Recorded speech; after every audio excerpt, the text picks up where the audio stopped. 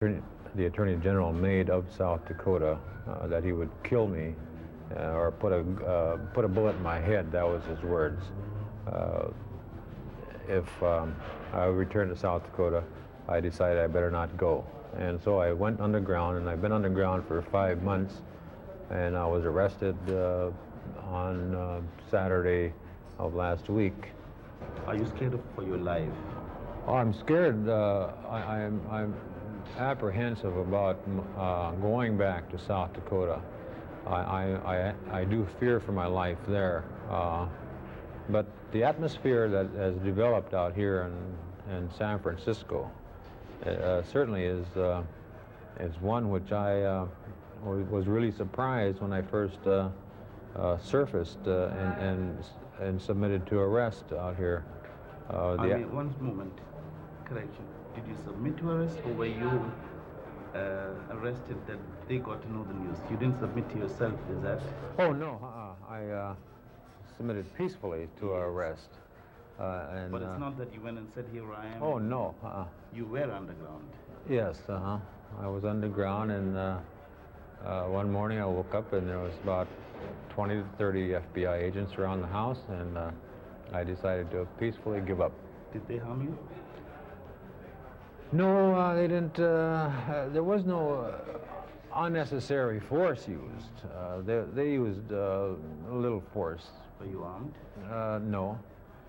And it was a peaceful situation.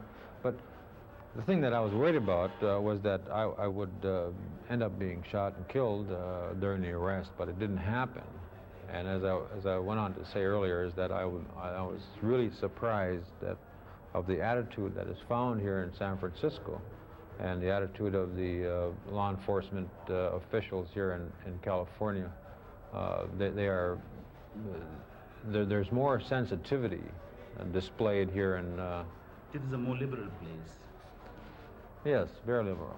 I mean, the fact that they let me interview you here shows a certain kind of liberality. Right. I guess in South Dakota I would never have got that. No, you would have been right here with me, staying here. Are you guilty of the crime?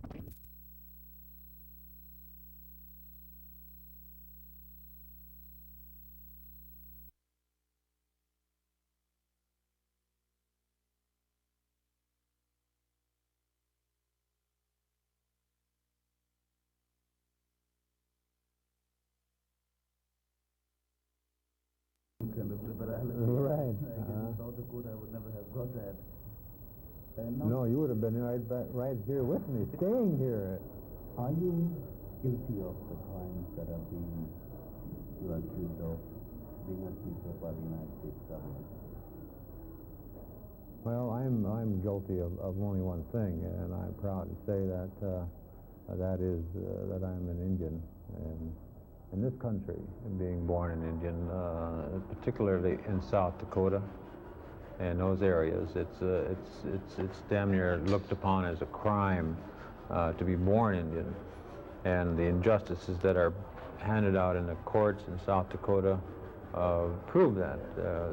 30–40% of the population of the inmates in South Dakota are Indian people, and I'm not guilty of any of the other charges that the government has leveled against me.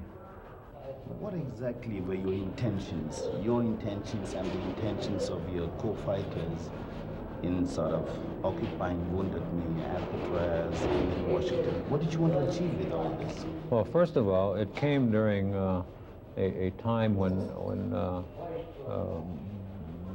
the Watergate scandal was breaking loose, and we knew we had to bring worldwide attention, not only to the fact that in America that they were undergoing a scandal at the highest level, but that the scandal and the injustices continue at the reservation level also. And so we went to Wounded Knee basically to get the treaty rights and to have the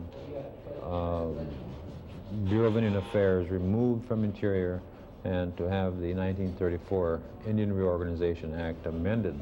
Those are still They have been the goals of AIM, and they still are. And the secondary reasons, of course, was the fact that at Pine Ridge, South Dakota, where Wounded Knee is located at, the dictatorship government of Wilson was in full force, and he was using police, he was using goons to run down old men and women, running them off the road and causing a lot of misery on that reservation. And we had carried demonstration signs. We went peacefully here and there, and to no effect.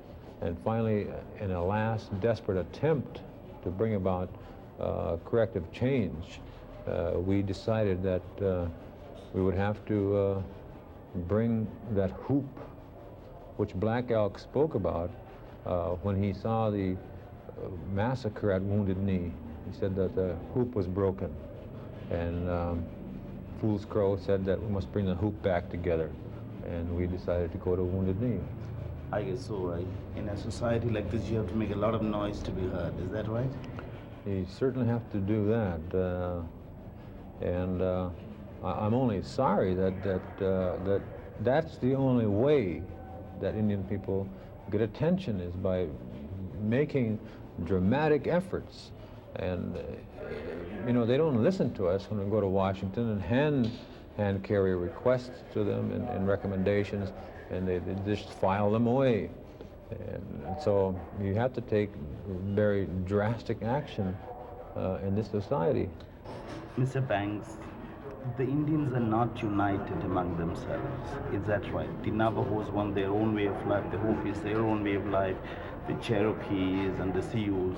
The Indians are not united, and they do not want to become kind of one nation. Is that right? Well, I think they're united in one respect, that they do not want to be assimilated into a society that ignores them or rejects them. I think we're all united on that basic belief and stand.